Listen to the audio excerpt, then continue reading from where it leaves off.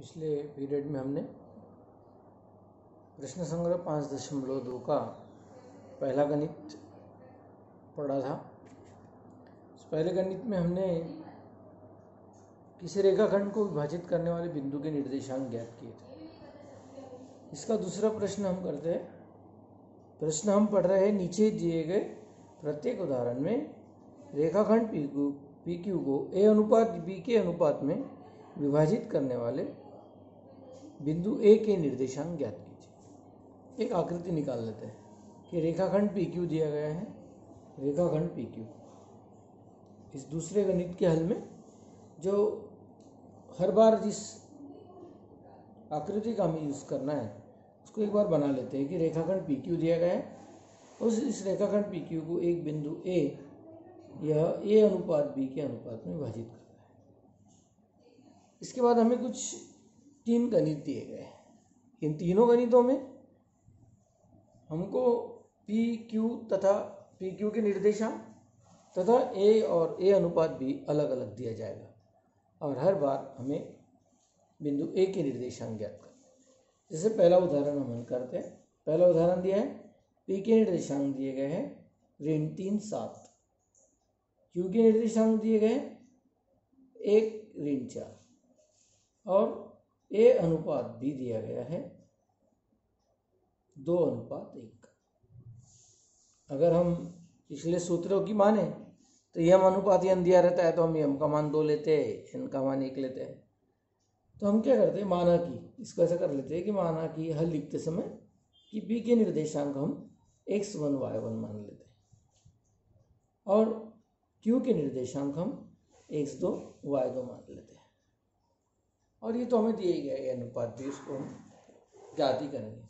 और एक मान लेते हैं तथा माना कि P बराबर ये, माना कि A के निर्देशांक बिंदु A के निर्देशांक x y है। x y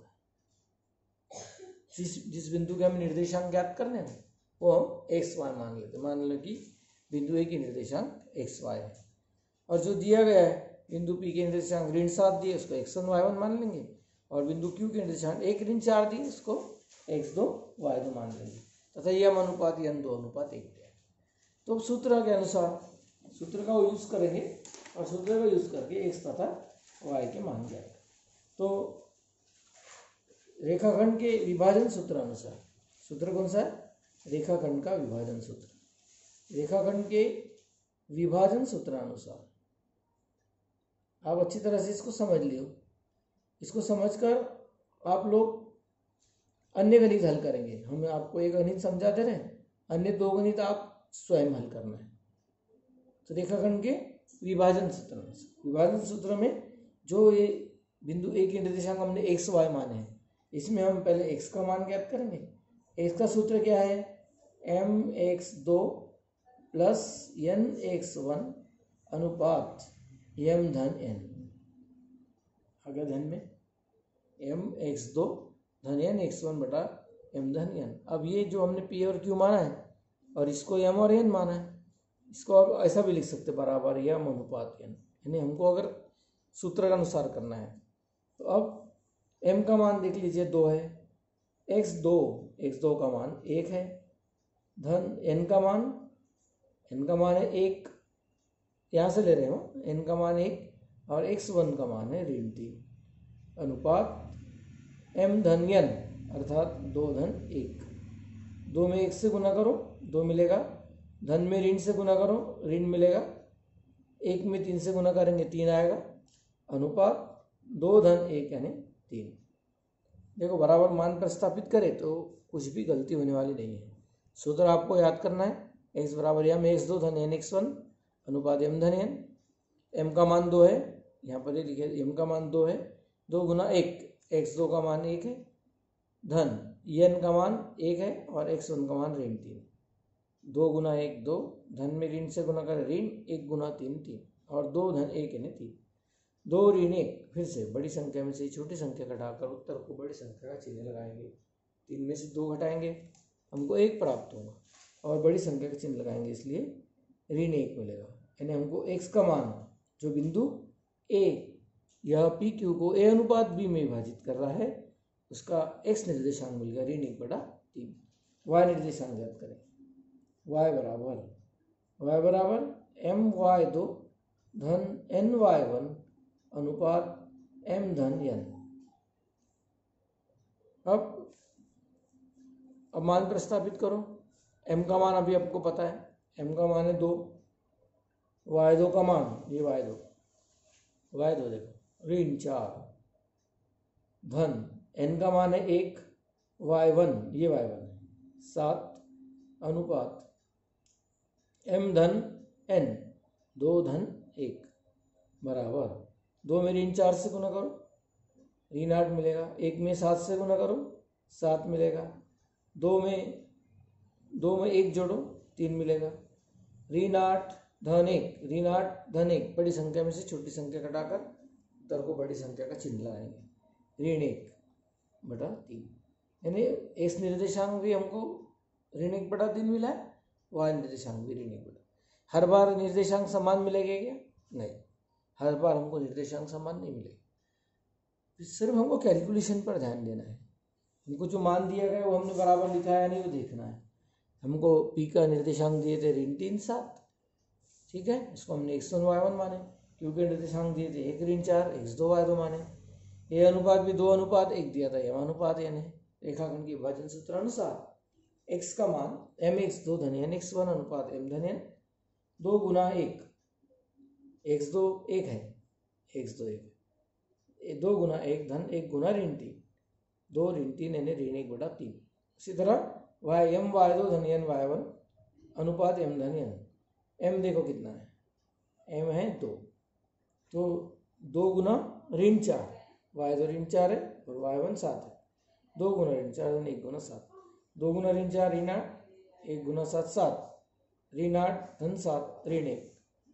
मतलब जो बिंदु है A जो रेखाखंड PQ को 2:1 में विभाजित करता है उस बिंदु के निर्देशांक रहेंगे ऋण 1/3 ऋण 1/3।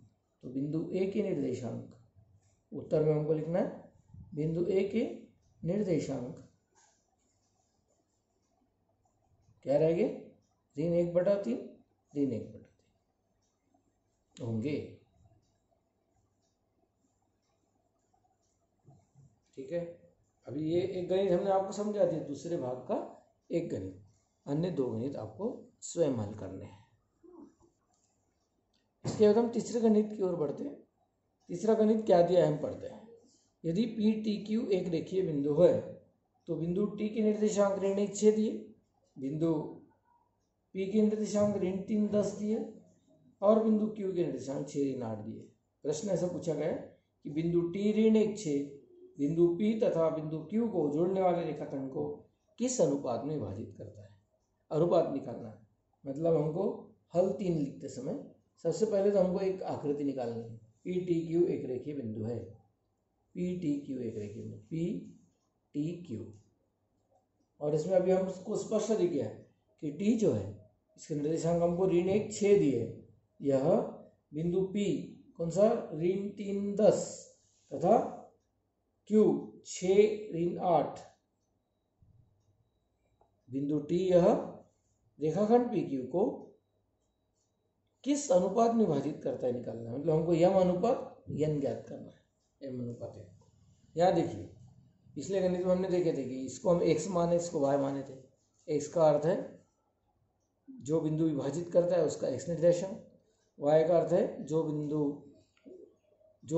बिंदु रेखाखंड को विभाजित करता है उस बिंदु का y निर्देशांक। तो यहाँ पर हम x बराबर t जो दिया गया हमको t ऋण 1 6, इसको हम ऐसा मान लेते हैं कि ये है x y, ठीक है, तथा जो p दिया गया है p ऋण 3 10, इसको हम मान लेते हैं x1 y1, तथा जो q हमको 6 ऋण 8 दिया है इसको हम x2 y2 मान लेते हैं, x2 y। अब हम ऐसा कर लेंगे कि माना कि यह जो बिंदु विभाजित कर रहा है, ऐसा लिखेंगे बिंदु जो है वो कौन से अनुपात में विभाजित कर रहा है उसको मान लेंगे। तो माना कि बिंदु T रेख PQ को m अनुपात n में विभाजित करता है।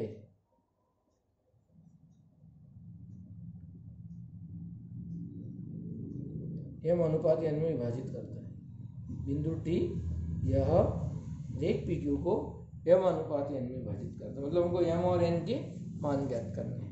तो अब हम क्या करेंगे, पहले हम x वाला सूत्र लिखेंगे। देखो x, अभी हमने पिछले गणित में भी लिखा था ये सूत्र, x बराबर mx2 धन nx1 अनुपात m धन n। x का मान हमको पता है, देखिए x बराबर ऋण 1, तो ऋण 1 बराबर m का मान हमको ज्ञात करना है। mx2, इधर देखिए x2 6, ये बराबर आपको तुलना करते आना चाहिए, लिखते आना चाहिए। n x1 देखिए ऋण 3 अनुपात m धन n, मान बराबर प्रस्तापित किए या नहीं इसको एक बार चेक कर लो। x का मान ऋण 1, ठीक है। m हमको ज्ञात करना है। x2 का मान यहाँ देखिए x2 और 6, m गुना 6 धन n गुना x1 का मान ऋण 3। इसको हल करते हैं थोड़ा। ऋण 1 बराबर 6 गुना m 6m धन में ऋण से गुना करते हैं ऋण 3m अनुपात m धन n। हम क्या करते हैं, ये m धन n जो हर की संख्या है इसको इधर लेकर चले जाते हैं, यानी यहाँ के प्रत्येक पद को ऋण 1 से गुना करते हैं। ऋण 1 गुना m ऋण m, ठीक है। और ऋण 1 गुना n ऋण n बराबर 6m ऋण 3n, n चाहिए।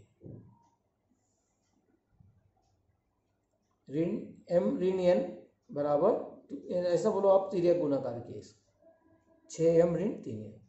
अब ऋण m इधर लेकर जाते हैं, n को इधर लेकर आते हैं, ठीक है। तो इसको इस तरह से लिखते हैं 6m धन m बराबर 3n ऋण 2n, सॉरी 3n ऋण n।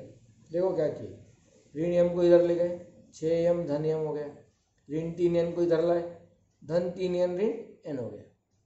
अब देखो 6m धन 1m कितने m हो जाएंगे, 7m, और 3m ऋण 2 3n ऋण 1n 2n, और अब हमको मिल जाएगा m अनुपात n बराबर 2:7। क्या किए थे हम, 6m धन 1m 7m और 3n ऋण 1n 2n। यहाँ आपकी गलती हो सकती है, ये जो हम इसको ट्रांसफर कर रहे हैं, इसको जो हम पक्षांतर कर रहे हैं, इस संख्या जो हम इधर से उधर ले आ रहे हैं, इसमें यहाँ आपकी गलती हो सकती है। 2 पॉइंट हमने हाईलाइट कर रहे हैं, यहाँ आपकी गलती हो सकती है। ये तिर्यक गुणाकार और उसके बाद संख्याओं को इधर उधर ट्रांसफर करना। तो हमने क्या किया है कि ऋण m को इधर लेकर आ गए, मतलब हमको यहाँ स्टेप ऐसी भी मिलना चाहिए थी कि ये 3n इधर ला लिए, तो 3n ऋण n बराबर 6m धन n, इस तरह से ऐसी भी स्टेप मिल सकती थी। यानी ऐसा मिलती तो हम ऐसा लिख सकते थे क्या कि 2n बराबर 7m, ऐसा लिखने की बजाय हमने इस तरह से लिखा, कुछ इस तरह से लिखा। Same one of the same thing, 6m धन 1m 7m 3n ऋण 1n 2n, n इधर लेकर आ गए, m अनुपात n बन गया, 7 इधर ले गए 2:7, मतलब m अनुपात n का मान मिल गया हमको। m अनुपात n बराबर 2:7, मतलब बिंदु T यह रेख PQ को 2:7 के अनुपात में विभाजित करता है। हमको यह आंसर लिखना है इसका, बिंदु T रेख PQ को 2:7 के अनुपात में विभाजित करता है।